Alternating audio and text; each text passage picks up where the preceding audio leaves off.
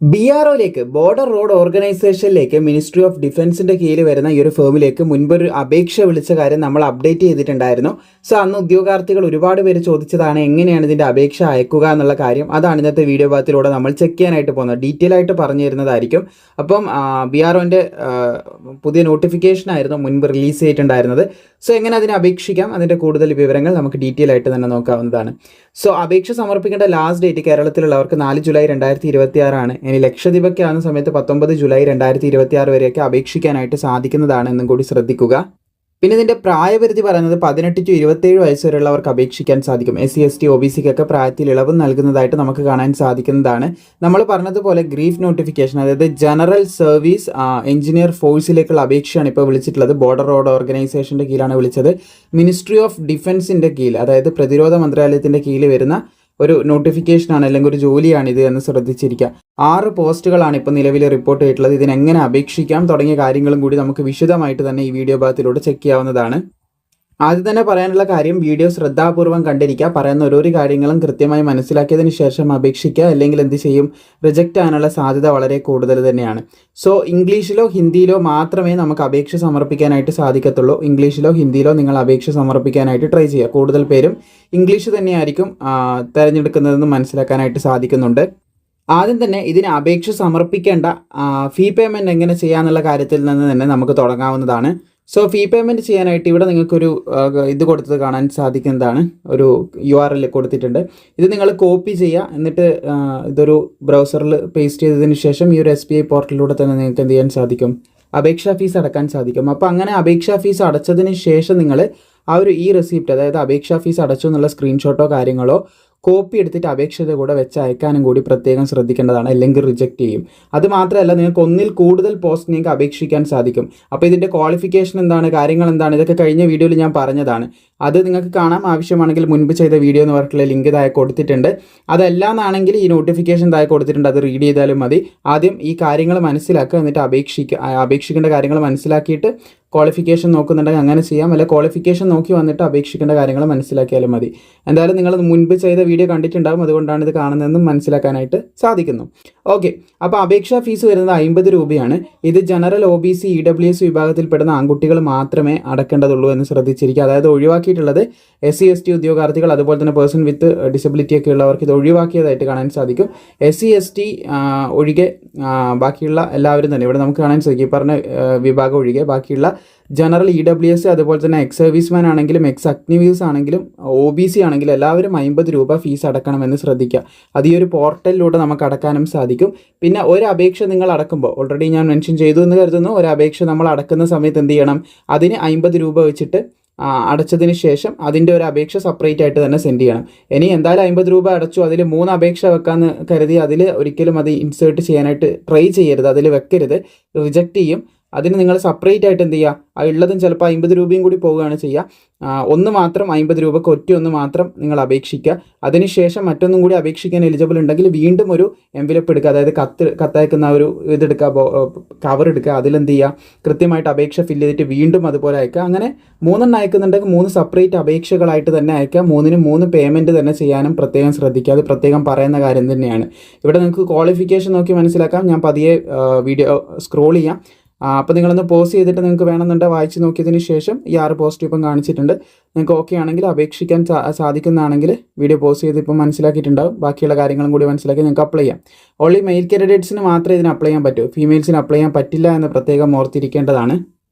പിന്നെ അപേക്ഷ അയക്കേണ്ട അഡ്രസ്സും കൂടി നമുക്ക് തീർച്ചയായിട്ടും മനസ്സിലാക്കേണ്ടതായിട്ടുണ്ട്. ഇത് command and grief centre digital camp, ഈ ഒരു പൂനെ, ഈ ഒരു അഡ്രസ്സിലേക്കാണ് എന്ത് ചെയ്യേണ്ടത്, നമ്മളുടെ അപേക്ഷ അയക്കേണ്ടത് എന്ന് ശ്രദ്ധിച്ചിരിക്കുക. പോസ്റ്റലായിട്ടാണ് അയക്കേണ്ടത്. അപ്പോൾ പോസ്റ്റലായിട്ട് അയക്കുമ്പോൾ എന്തൊക്കെ ഡോക്യുമെൻറ്റ്സ് വെക്കണം എന്നുള്ള കാര്യം കൂടി മുന്നോട്ടേക്ക് പറയുന്നതായിരിക്കും. പിന്നെ നമ്മൾ കേരളത്തിൽ നിന്ന് അപേക്ഷിക്കുന്നവർക്ക് മിനിമം ഹൈറ്റും കാര്യങ്ങളൊക്കെ പറയുന്നതായിട്ട് നമുക്കിവിടെ കാണാൻ സാധിക്കുന്നതാണ്. ഏകദേശം ഇത് പറയുന്നത് 21ാമത്തെ പേജിലായിട്ട് മിനിമം ഹൈറ്റ് ഇവിടെ കൊടുത്തിട്ടുണ്ട്, മിനിമം വെയിറ്റ് ഇവിടെ കൊടുത്തിട്ടുണ്ട്, ചെസ്റ്റ് ഇവിടെ കൊടുത്തതായിട്ട് കാണാൻ സാധിക്കുന്നതാണ്. അപ്പോൾ കേരളത്തിൽ നിന്നുള്ളവർക്ക് 157 സെൻറ്റിമീറ്റർ ഉയരം വേണം, 75 സെൻറ്റിമീറ്റർ ചെസ്റ്റ് വേണം, മിനിമം 50 കിലോഗ്രാം ഭാരമെങ്കിലും ഉണ്ടായിരിക്കണം എന്നുള്ള ഡീറ്റെയിൽ ആയിട്ടുള്ള കാര്യങ്ങൾ ഇവിടെ കൊടുത്തതായിട്ട് നമുക്ക് കാണാൻ സാധിക്കുന്നതാണ്.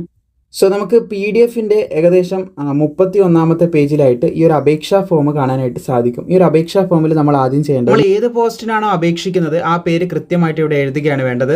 പിന്നെ പോസ്റ്റ് കോഡ് എന്ന് പറഞ്ഞിട്ട് ഏറ്റവും ടോപ്പിലുണ്ടല്ലോ, ഏറ്റവും ടോപ്പിൽ നമ്മളൊരു പോസ്റ്റ് പറഞ്ഞിട്ടുണ്ടായിരുന്നില്ല, അതിനൊരു കോഡ് ഉണ്ട്.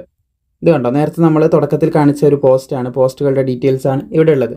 അപ്പോൾ ഇവിടെ കോഡ് എന്ന് പറഞ്ഞാണ്ടോ 01, 02 അങ്ങനെ ഒരു 6 പോസ്റ്റ് ഉണ്ട്. 6നും ഓരോരു പോസ്റ്റ് കോഡും കൊടുത്തിട്ടുണ്ട്. ആ കോഡാണ് അവിടെ എഴുതേണ്ടത്.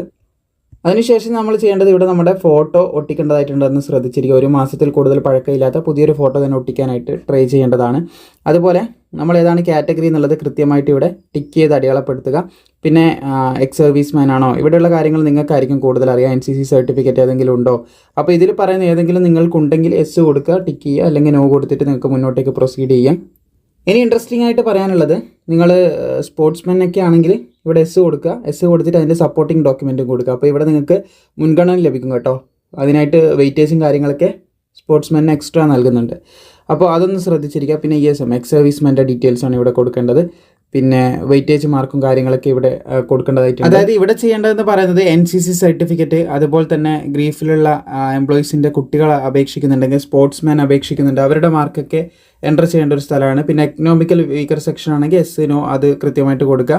പിന്നെ name of the candidate in black letters as per the matriculation certificate വീണ്ടും ഇവിടെ എൻ്റർ ചെയ്യേണ്ടതായിട്ടുണ്ട്. പിന്നെ ഫാദറിൻ്റെ നെയിം, ഇതൊക്കെ നിങ്ങൾ 10ാം ക്ലാസ്സിൻ്റെ ലെവലിൽ തന്നെ കൊടുക്കാനായിട്ട് ട്രൈ ചെയ്യുക. ഇതൊക്കെ നിങ്ങൾക്ക് അറിയുന്നതാണ്. ഡേറ്റ് ഓഫ് ബർത്ത് ഇതൊക്കെ ജസ്റ്റ് നിങ്ങൾക്ക് തന്നെ വായിച്ച് ഫില്ല് ചെയ്യാൻ പറ്റും. പിൻകോഡും അഡ്രസ്സും അത് കൃത്യമായിട്ട് കൊടുക്കേണ്ടതായിട്ടുണ്ട്. പിന്നെ application fee details, name of bank, ഏത് ബാങ്ക് നിന്നാണ് അടച്ചത്, ട്രാൻസ്ഫർ ഡേറ്റ്, എമൗണ്ട്, ഇതൊക്കെ കൃത്യമായിട്ട് എഴുതുക. ഇതൊക്കെ നമുക്ക് തന്നെ അറിയുന്ന കാര്യങ്ങളാണ്. പിന്നെ എസെൻഷ്യൽ ക്വാളിഫിക്കേഷൻ, 10ാം ക്ലാസ്സിൻ്റെ ഡീറ്റെയിൽസ് ആണ് ഇവിടെ കൊടുക്കുന്നത്. Name of exam, passing year, ഏത് ബോർഡാണ്, പിന്നെ സബ്ജക്റ്റ്, അതിൻ്റെ മാർക്ക്, അത് ഓരോന്നോരോന്നായിട്ട് സ്റ്റെപ്പ് ബൈ സ്റ്റെപ്പായിട്ട് എഴുതാൻ പറ്റുന്ന ഡീറ്റെയിൽസ് ഒക്കെ ഇവിടെ കൃത്യമായിട്ട് എഴുതുക. പിന്നെ ടെക്നിക്കൽ ക്വാളിഫിക്കേഷൻ ഉണ്ടെങ്കിൽ അത് കൃത്യമായിട്ട് എഴുതുക. പിന്നെ ഡ്രൈവിംഗ് ലൈസൻസ് ഉണ്ടെങ്കിൽ അത് കൃത്യമായിട്ട് കൊടുക്കുക. അപ്പോൾ ഡ്രൈവർ പോസ്റ്റിന് കൊടുക്കുകയാണെങ്കിൽ അല്ലെങ്കിലും ഇത് ഫില്ല് ചെയ്യുന്നത് നന്നായിരിക്കുമെന്ന് പ്രത്യേകം ശ്രദ്ധിച്ചിരിക്കുക. പിന്നെ ടോട്ടൽ എക്സ്പീരിയൻസുമായിട്ട് ബന്ധപ്പെട്ട കാര്യം ഇവിടെ ചോദിക്കുന്നുണ്ട്. പിന്നെ ഇത് BRO, ബോർഡർ റോഡ് ഓർഗനൈസേഷൻ്റെ അവർ വർക്ക് ചെയ്യുന്നവരുമായിട്ട് ബന്ധപ്പെട്ടതാണ്. അത് നിങ്ങൾ കൊടുക്കണമെന്നില്ല, വർക്ക് ചെയ്യുന്നവരുണ്ട് കൊടുക്കുക. പിന്നെ കോൺടാക്ട് ചെയ്യാനുള്ള മൊബൈൽ നമ്പർ ആധാർ ലിങ്ക്ഡ് ആയിരിക്കണം എന്ന് ശ്രദ്ധിച്ചിരിക്കുക. പിന്നെ മറ്റെന്തെങ്കിലും മൊബൈൽ നമ്പർ ഉണ്ടെങ്കിൽ അത്, ആധാർ നമ്പർ, പിന്നെ ഇമെയിൽ ID തുടങ്ങിയ കാര്യങ്ങളൊക്കെയാണ് ഇവിടെ നമ്മൾ കൊടുക്കേണ്ടത്. പിന്നെ ഡിക്ലറേഷൻ ഉണ്ട്. ഡിക്ലറേഷൻ നമ്മൾ കൃത്യമായിട്ട് കൊടുത്തിട്ട് പ്ലേസ്, സിഗ്നേച്ചർ, തമ്പ് ഇംപ്രഷനൊക്കെ കൃത്യമായിട്ട് കൊടുക്കുക. ലെഫ്റ്റ് ഹാൻഡിൻ്റെ തമ്പ് ഇംപ്രഷനും കാര്യങ്ങളൊക്കെ വ്യക്തമായിട്ട് തന്നെ കൊടുക്കുക. ഇത്ര നേരം പറഞ്ഞ കാര്യം നിങ്ങൾക്ക് ക്ലിയർ ആയെന്ന് കരുതുന്നു. ഇനി ശ്രദ്ധിക്കേണ്ടത്, നമ്മൾ അഡ്മിറ്റ് കാർഡിൽ വരികയാണ്. അഡ്മിറ്റ് കാർഡ് എടുക്കുമ്പോൾ ഇതൊരു പേജ് ആണെങ്കിൽ ഇവിടെ അഡ്മിറ്റ് കാർഡിൻ്റെ ഈ ഫസ്റ്റ് പേജും ഇതിൻ്റെ പുറകു വശത്ത് സെക്കൻഡ് പേജുമായിട്ട് എടുക്കാനായിട്ട് ശ്രദ്ധിക്കുക. അത് പ്രത്യേകം ഒന്ന് നോട്ടിഫിക്കേഷനിൽ പറയുന്നുണ്ട്. ബാക്കിയുള്ളതൊക്കെ സിംഗിൾ പേജിലായിട്ട് ഒരു പേജ്, രണ്ടാമത്തെ പേജ് ആ രീതിയിൽ എടുത്തിട്ട് ഫില്ല് ചെയ്താൽ മതി എന്ന് ശ്രദ്ധിച്ചിരിക്കുക. അപ്പോൾ അഡ്മിറ്റ് കാർഡ് നമുക്ക് അറിയുന്ന കാര്യങ്ങളൊക്കെ, നെയിം കാര്യങ്ങളൊക്കെ ഫില്ല് ചെയ്യുക. ബാക്കിയുള്ളത് അവർ തന്നെ നമുക്ക് ചെയ്തു തരേണ്ടതാണ്.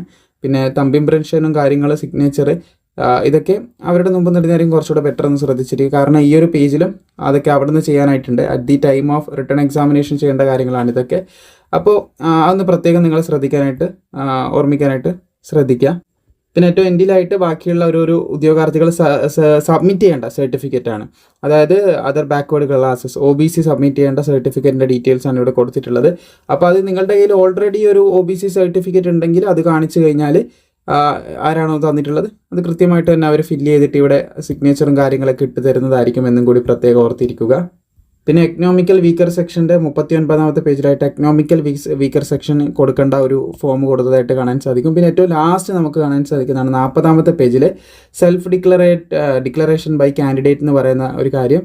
Seeking reservation as OBC NCL, OBC-ക്കാർ തന്നെയാണ് ഇതും ഫില്ല് ചെയ്യേണ്ടത് കേട്ടോ. ഇതും OBC-ക്കാർ ഫില്ല് ചെയ്യണം. റിസർവേഷൻ വേണ്ട OBC-ക്കാർ അതും കൂടി ഫില്ല് ചെയ്യണമെന്ന് ശ്രദ്ധിക്കുക.